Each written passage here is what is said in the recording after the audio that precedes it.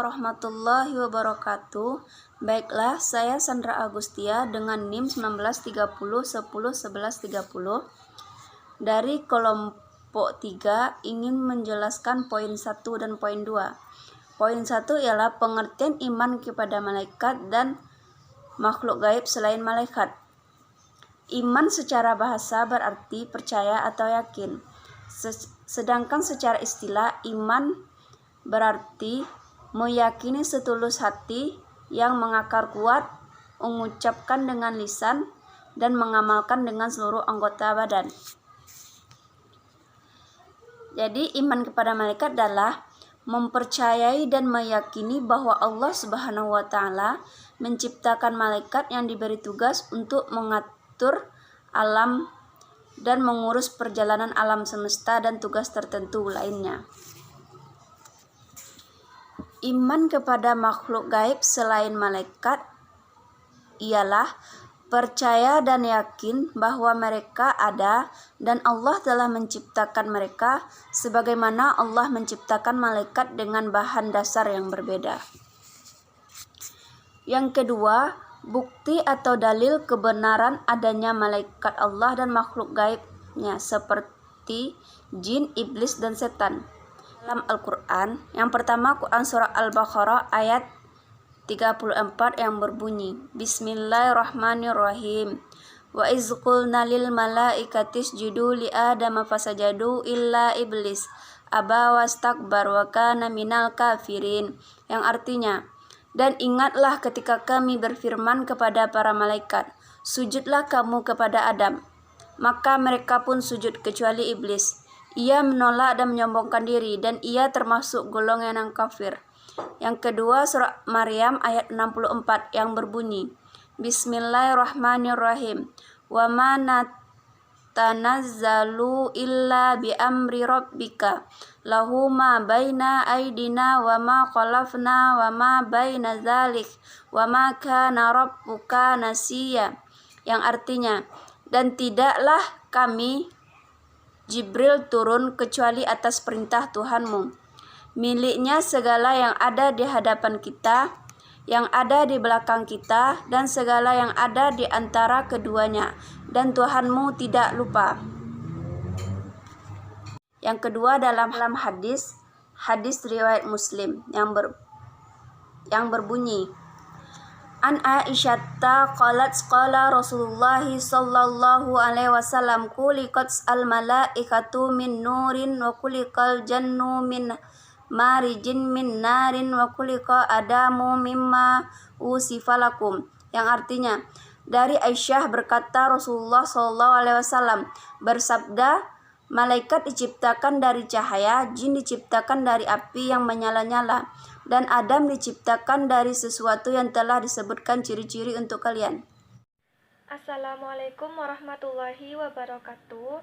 Baiklah, saya Sarmila Sari dengan NIM 1930101131. Di sini saya akan membahas poin ketiga, yaitu tentang tugas dan sifat malaikat Allah serta makhluk gaib lainnya seperti jin, iblis, dan setan. Yang pertama yaitu tentang tugas malaikat. Malaikat yang kita imani itu ada 10. Yang pertama yaitu malaikat Jibril yang bertugas sebagai menyampaikan wahyu. Yang kedua adalah malaikat Mikail yang bertugas sebagai memberikan rezeki. Yang ketiga yaitu malaikat Israfil yang bertugas sebagai meniup sangkakala atau trompet. Yang keempat yaitu malaikat Israel yang bertugas sebagai mencabut nyawa. Yang kelima yaitu malaikat Raqib yang bertugas sebagai mencatat perbuatan baik manusia. Yang keenam adalah malaikat Atid yang bertugas sebagai mencatat perbuatan buruk manusia. Yang ketujuh adalah malaikat Mungkar yang bertugas sebagai menanyai amal baik manusia di alam kubur. Yang kedelapan adalah malaikat Nangkir yang bertugas sebagai menanyai amal buruk manusia di alam kubur. Yang sembilan adalah malaikat Malik yang bertugas sebagai menjaga pintu neraka. Yang ke-10 adalah malaikat Ridwan yang bertugas sebagai menjaga pintu surga. Dan selanjutnya adalah sifat-sifat malaikat. Sifat-sifat malaikat itu ada beberapa. Yang pertama, malaikat diciptakan dari nur atau cahaya. Yang kedua adalah malaikat selalu taat dan berbakti serta bersujud kepada Allah dan tidak pernah ingkar kepada Allah Subhanahu wa taala. Yang ketiga adalah malaikat tidak menyombongkan diri karena tidak mempunyai hawa nafsu.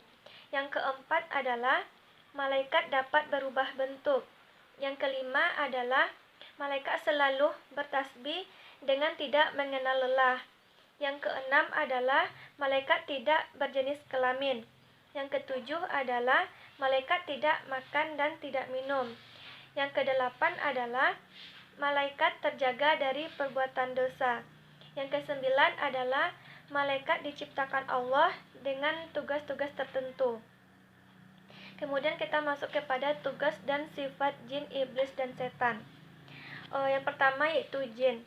Jin itu sifatnya adalah ada yang jin Islam dan ada jin kafir. Ada jin yang taat kepada Allah Subhanahu wa taala dan ada yang ingkar kepada Allah Subhanahu wa taala. Dan tugasnya itu yaitu menggoda manusia untuk berbuat keburukan dan meninggalkan perintah Allah.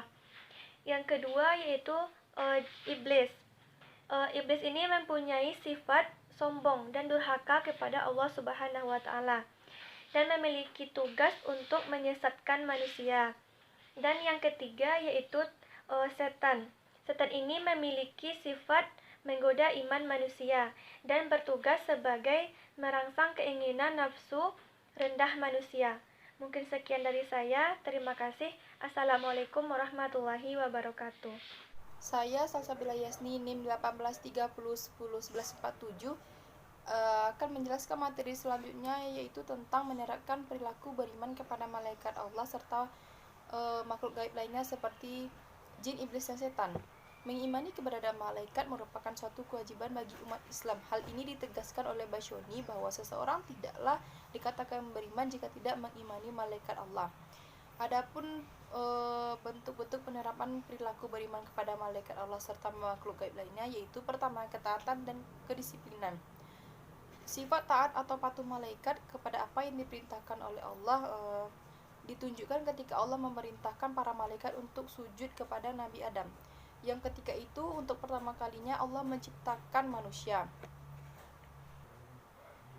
Aktualisasi dari keimanan kepada malaikat Allah dapat diterapkan pada yang pertama, berbuat dan beramal sesuai dengan amal perbuatan mereka dengan merealisasikan. Kedua, ketaatan kepada Allah Subhanahu wa taala dan sedapat mungkin minimalkan kedurhakaan kepadanya. Yang ketiga, meyakini keberadaan mereka sebagai makhluk gaib, dan yang terakhir, berupaya menyesuaikan diri dengan sifat-sifat mereka dan menjadikan mereka sebagai idealisme dalam kesempurnaan ilmu dan perilaku. Selanjutnya yaitu pengendalian diri dari sikap negatif. Terkait dengan pengendalian diri ini, menurut Al-Mubarak Fugri, terdapat dua pengaruh besar terhadap hati manusia. Yang pertama itu pengaruh negatif dari setan, dan pengaruh positif itu malaikat. Setan berupaya mempengaruhi dan menggoda hati manusia untuk berbuat kejahatan, serta mengingkari kebenaran-kebenaran agama. Adapun malaikat, ia senantiasa mengimbangi pengaruh negatif tersebut dan mengalihkannya kepada kebaikan dan penerimaan kebenaran-kebenaran agama. Dapat dikatakan bahwa orang yang beriman merasakan adanya tuntunan dan kontrol malaikat pada diri mereka, yang pada hakikatnya berasal dari bisikan-bisikan ilham, yaitu malaikat. Selanjutnya yaitu rasa tanggung jawab. Rasa tanggung jawab ini diyakini dengan adanya malaikat yang mendatangi dan menanyai setiap manusia dalam kubur. Manusia akan dimintai pertanggungjawaban mereka atas apa yang mereka perbuat selama di dunia. Poin selanjutnya yaitu mensucikan pujian kepada Allah Subhanahu wa taala. Para malaikat senantiasa mensucikan pujian kepada Allah sebagai Rabb mereka dan memohon ampun bagi manusia yang berada di bumi. Dan selanjutnya yaitu senantiasa mengajak kepada kebaikan. Malaikat sebagai utusan Allah yang selalu taat kepadanya senantiasa menyeru manusia kepada kebaikan. Mereka akan selalu mengingatkan manusia berbagai cara agar manusia tetap berada di jalan kebenaran. Dan selanjutnya yaitu senantiasa bersyukur dan mengagungkan Allah. Malaikat adalah makhluk yang paling taat dan sangat dimuliakan. Begitupun dalam setiap ucapannya, malaikat senantiasa mengagungkan Allah.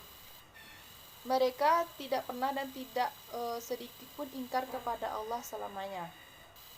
Poin selanjutnya yang akan saya bahas yaitu meneladani sifat taat Allah kepada malaikat.